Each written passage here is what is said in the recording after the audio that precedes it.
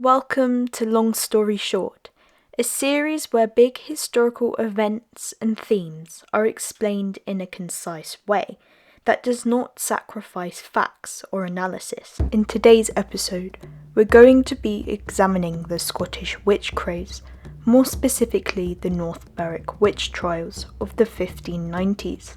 In many ways, these trials may seem like they adhere to the same patterns of witch hunting in early modernity, but what sets these trials apart was the direct involvement that Scotland's King James VI had in the process. From the mid-16th century, Europe experienced an unprecedented rise in witch hunting, known to historians as the European witch craze.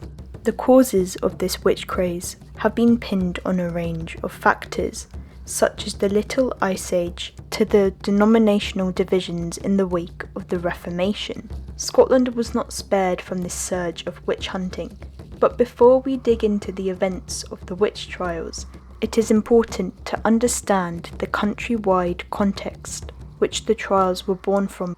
For many years prior to the witch hunts, Scotland had been affected by political instability, as well as the general religious conflicts of the period. Mary, Queen of Scots, who was the mother of James VI, was Catholic, and spent many years at odds with the Protestant lords of Scotland, to the point where she had to flee to England, never to return again to her country. Even in the early days in which he had become king, James was simply a figurehead for the regimes of various Protestant and Catholic lords who battled it out for power. He even at one point was held as hostage by William Ruthven. Even when he was more secure in his personal power as king, James's rule was still affected by religious division. This served to create an underlayer of insecurity in which paranoia about the supernatural could flourish. This religious instability also occurred at local levels, as Catholics and Calvinists were forced to live side by side in a fragile state of toleration. On top of this, the largely rural population of Scotland, who for many already relied on subsistence farming, was hit by a period of poor harvest and famine, which historians note magnified the fears of a community which manifested outwardly. The Scottish witch trials began when Gilly Duncan, a maidservant, was accused by her employer David Seaton of being a witch because of her abilities as a healer, which he suspected had magical origins. Many historians, however, believe that there were other, more selfish motives which Seaton had. More specifically, he wished to punish her for rejecting his advances, knowing that such an accusation would entirely ruin Gilly's life. Gilly was steadfast at first, refusing to confess even when faced with brutal torture methods such as thumbscrews.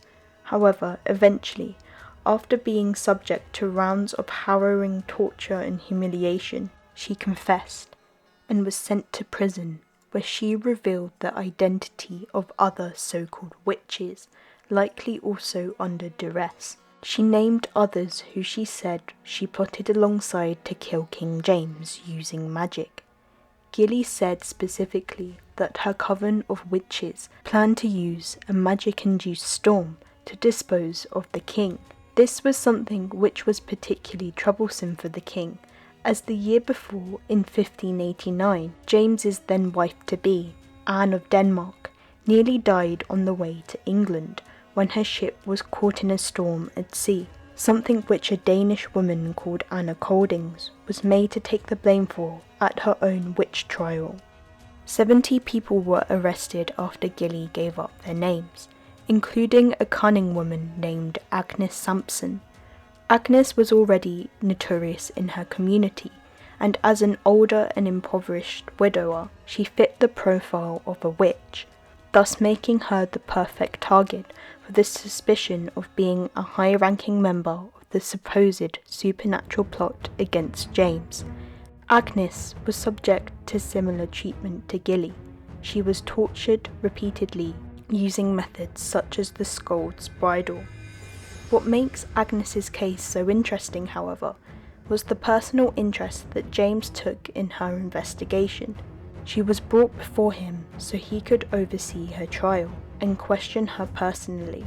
After rounds of questioning, James became fully convinced of Agnes's guilt when she supposedly repeated the contents of an intimate conversation that he had with his wife the night they were married. Agnes went through further torture. Her body was searched for a devil's mark, and she was deprived of sleep. This wore her down to the point where she confessed to all the crimes she was accused of, including stealing corpses, being a servant of the devil, and summoning a storm to kill James and his wife. Both Agnes and Gilly were executed publicly on separate occasions in 1591. But they were not the only ones put on trial in North Berwick. Other high-profile figures include Barbara Napier, a high-ranking woman who was accused of using love magic and was also involved in Agnes's coven. John Fian, a schoolteacher, also was one of the other alleged supernatural conspirators against James. His story is recorded in the News from Scotland pamphlet, where it stated that the devil had appeared unto him in the night before, apparelled all in black, with a white wand in his hand, and that the devil demanded of him if he would continue his faithful service. But these stories are but a few amongst the many put under scrutiny over this period. According to the Survey of Scottish Witchcraft from 1563, it was recorded that 3,837 people were accused of witchcraft, which highlights the extensive nature of anxieties concerning the so-called servants of the devil.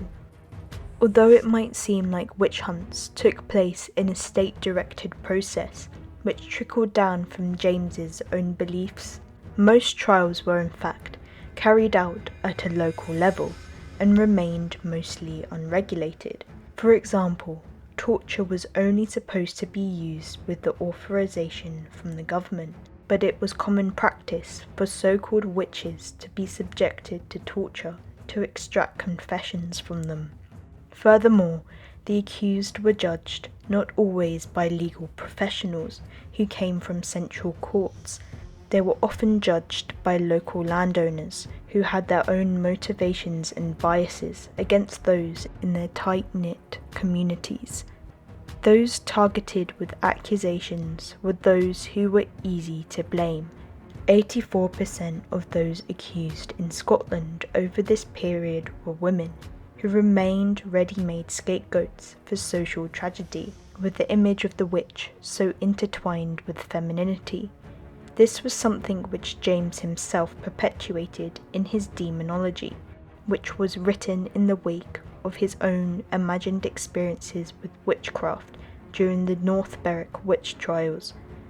What can be the cause that there are 20 women given to that craft, where there is one man? The reason is easy.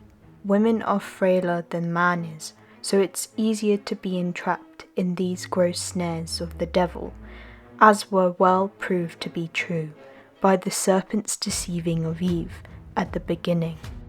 The search for witches transcended Scotland's borders, but the influence of James, both his beliefs and his work, formed during the North Berwick witch trials, is something which was present in the later hunt for witches, which extended well into the 17th century. Hi there, thank you so much for watching this video.